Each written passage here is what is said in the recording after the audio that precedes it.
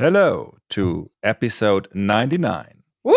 Everybody is ready. Everybody is more than professional as usual. Everybody is prepared. Mm-hmm. We even that prepared that we found yet another friend, another guest. I mean, look at us. Adulting So all the good. way. Nice job, Jess. Nice job. Nice job, Ben. High I'm five. proud of us. Boom. I We think we almost did got it there. wrong because we're actually, so we got to do it to the side, but I don't know which side. Anyway. Do both sides. Check Got in the it. show notes which sides it is. But with no further Focus. ado, hello, dear guest. Hi, Nina. Welcome to the show. There. Thank you so much for having me. Just the intro part was already super fun, so I'm totally stoked to be here. And we're That's just what we getting there. promise. This is the warm up. I mean, but so for those people that have not met you before at, for example, Data Left Unattended or one of the Data Saturdays in Vienna, just mentioning a couple of things where you could have met Nina before.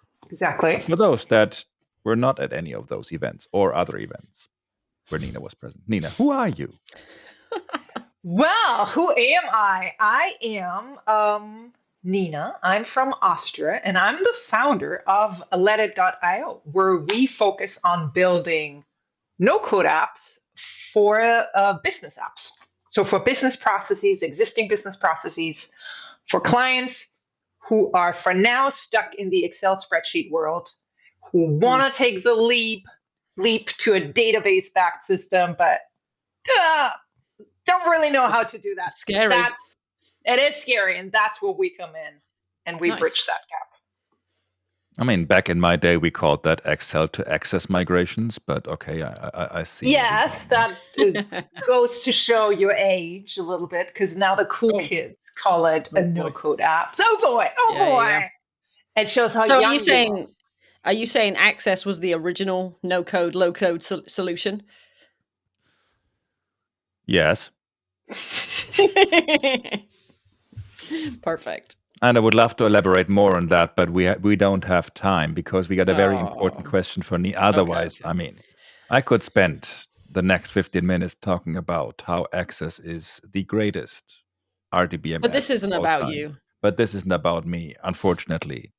I could make it about me, but I won't because, again, we have a guest. So, Nina, first proper question. What is your favorite data thingy? It can be a product, it can be a feature, it cannot be data, it cannot be I hate data. I think that's all the rules we have. Well, then I'm going to say my favorite data thing is actually a feeling. It's that emotion, that sense of joy that passes my client's face when they realize that now that their data has been loaded into a database, they can slice it, dice it, they can view it from every way they want. They can get insights they weren't able to get before. And just that feeling of, really? So I could just now group it by weekday? Oh my goodness. And that joy. That is my favorite data thing. I like that. I feel like that is an original answer. We haven't had that feeling before. I agree. I like that. and I can. So, first of all, I agree. Original answer that we haven't heard before, but also I can relate to the statement. So, just being Agreed. like having that wow effect on customers with stuff that for many of us is like, oh well, that was no big deal, but for them it is.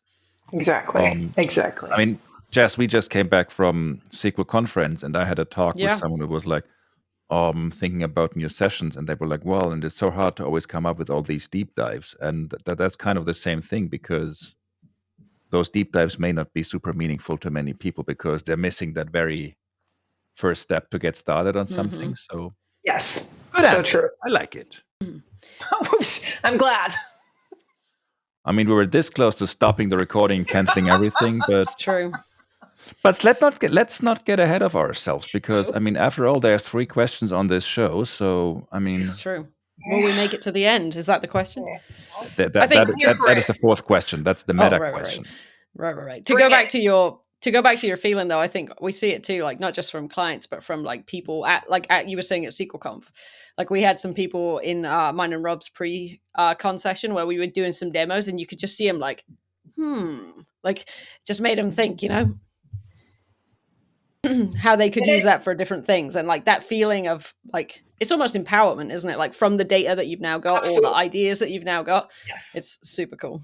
And I do think it all often doesn't take more than 3 minutes. The speaker spending 3 minutes at the outset of the talk, like, here's why this interests you. Here's why this could potentially interest you. And instead of just jumping right inside the topic, to just say, imagine you have data, imagine you want to do this. And then that's all that need. I mean, everybody who attends is a smart person. Like, everybody knows how to use their own data, but they just need that connection as to how it applies to them. Yeah, I totally agree. Very cool. I like that answer. Awesome. All right. Plus, also, I'm going to say also the opposite. To me, especially in this world where basically every single week we get 17 million new features on everything, understanding what I can just, with a good conscience, be like, I do not care about this, just is valuable. Yeah. Realizing stuff, we're just like, okay, good for you. I understand this is not for me. Yes. You do you. Yes. Everybody moves on. Rank it somehow to say this is of interest to you. So if you're already a super hardcore user, then you know, okay, good. That's not me. I don't need to care about that. I'm glad. Thank you. Very true. Nice. Cool. All right. Well, good answer for our first question so far. We're doing good. Pressure's on. For no pressure, yeah. The second question we like to ask our guests is what your favorite non-data thing is. My favorite non-data thing. Could it be people? Do I say my family? Is that? Are you basically answering your question with a counter question? Yes. And then asking if we're going to allow it? Because, I mean, at this point, I guess so, but... Ben, check the rules. Well, I can... It's in the bylaws. Either say a group of people, or I could say an activity. Which do you prefer? I'm open. Either way. Let's go with your first answer, which was people related. I would say so too. And if we don't like it, we'll go to the activity. My family, hands down. Okay, so Jess, what you're saying, if we don't like Nina's family, then we want to hear an activity?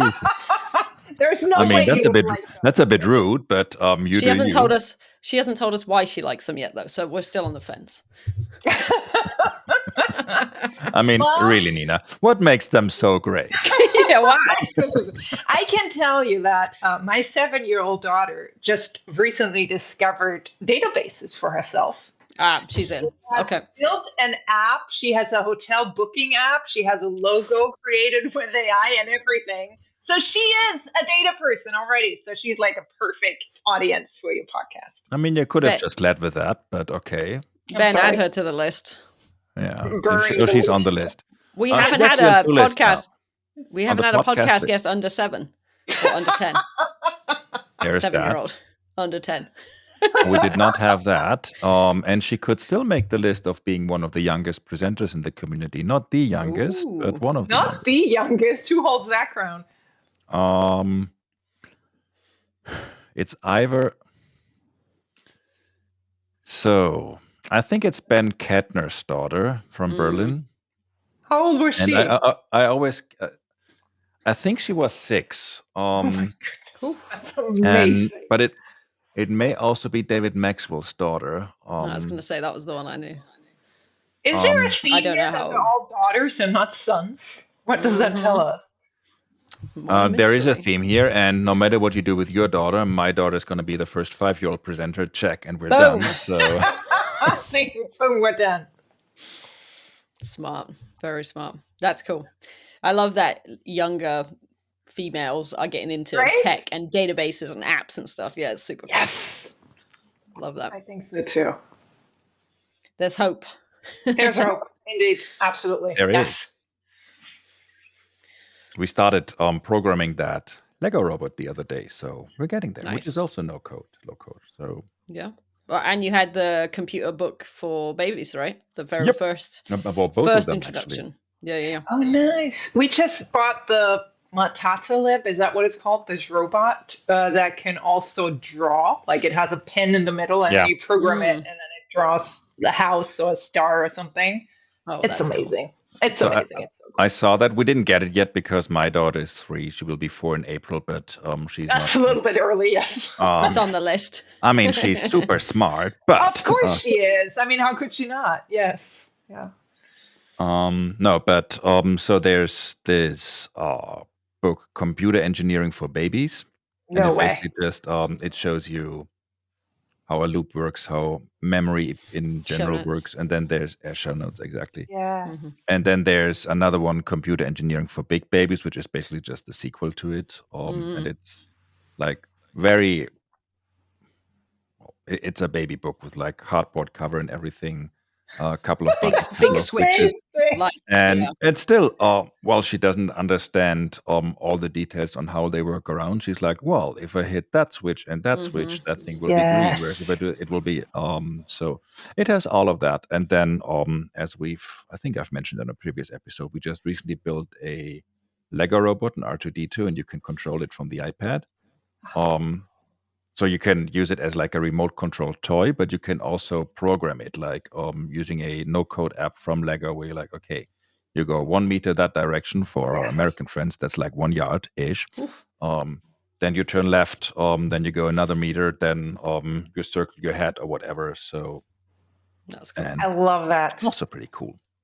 I can't wait till my nephew gets a little older so we can play with these things, because he loved the computer engineering for babies, like the buttons and like working out how to turn the lights on. But as soon as we can do robots and Lego and stuff, my bank account is going to be hurting. 2. 2. So, okay, there's still time. Got a few years, Yeah, it's also a relief that we're going to get at least one boy in that group. So. Oh yeah, true. Because we're getting the minority here. What is happening? I'm volunteering at this organization that is called Girls Who Code, and they I'm sure you know it, and they teach Scratch programming to girls. And they started by saying it's for girls from 11 to 99, and I was like, why 11? That does seem awfully high a bar. So I'm trying to persuade them to get it down lower, because I think especially when they're younger and when they're so easily impressed by all these apps that I don't know, you can make a pizza or something, that's when you can get them saying, what if you cannot just make a pizza but design your own cake or something? And that's how you can introduce them to it. That's what I'm super excited about. Did you say pizza and cake? I did. Was that if that's not the best segue ever, I don't know. Because we have a third question to ask. What's your favorite food? Amazing. Crushed it. Best podcast guest ever. I mean, she submits all the answers we need in advance, actually in advance. She writes her own segues.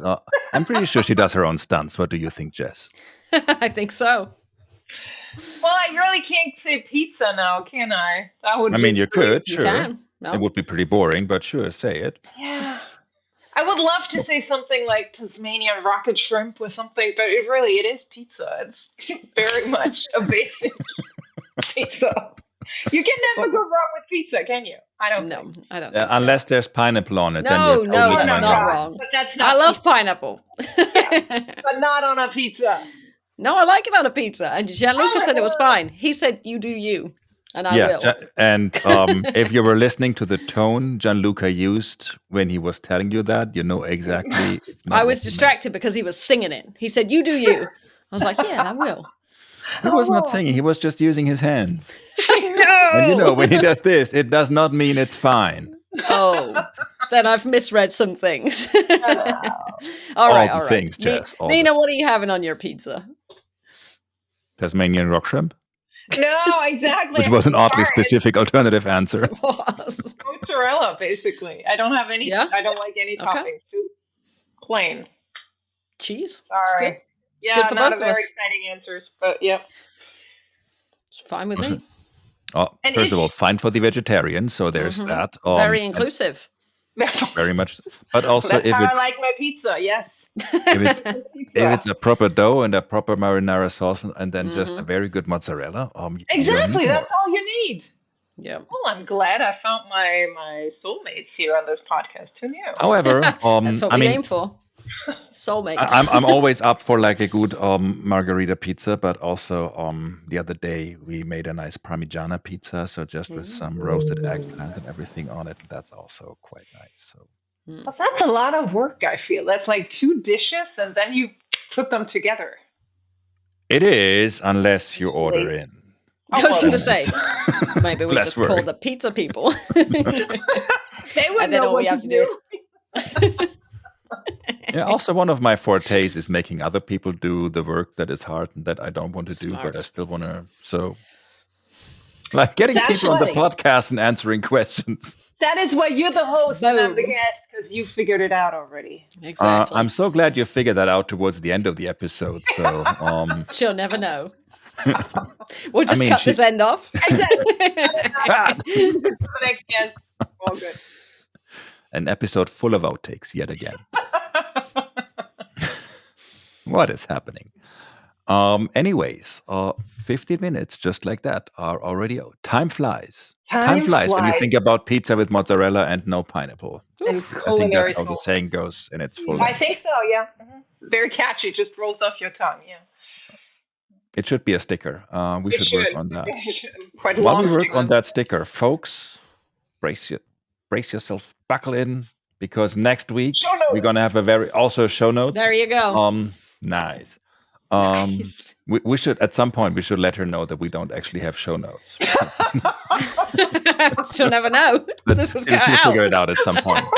Where are those show notes? When she's telling her daughter, "Well, I was on this podcast, and you're going to be on there soon too, and I want to show you. And the best thing about this is the show notes." And her daughter's going to be like, "What are you talking about? There's no show notes. Are you lying to me? Yeah. What is happening?" It's not really a lie. It's just that it's just kind of a thing in your imagination, you know. Absolutely. Yeah. It's bring your own show notes. Also, one of our rules is let's write the show notes. But anyways, what I was going for is next week we're going to have a very super special episode. We're not going to tell you who the guest will be, but we're going to tell you it's going to be episode 100. Also, spoiler alert, after episode 100, we will go on a little sabbatical for a week or 5. But perfect. Still, we need to travel the world. Episode 100. Travel the world in 1 week or less. We don't know. I mean, the guest is meh. Not the best we've ever had. We can tell you that, but especially after this, because give us some teaser about who it's gonna be. Just no, I don't know. I mean, can we? Yes. Check will we? No. Notes. Check the show. Notes. Check the show notes. Got it. Okay. Worth a try. Not really. But anyways, again. Hey Ben, we should really plan that guest. Guest who? Anyway, you can catch him next week. That's all we're telling you. There's so that. It's a he. I said them, didn't I? You did not. No, but okay. You meant did not. But that's what Jess meant. Got it. Okay. You will see her next week. Okay. And with that, again, Nina, thank you so much for joining us. Thank you, Jess. Thank you, everybody. So we see you all next week for episode 100. Boom. Ciao. Bye-bye.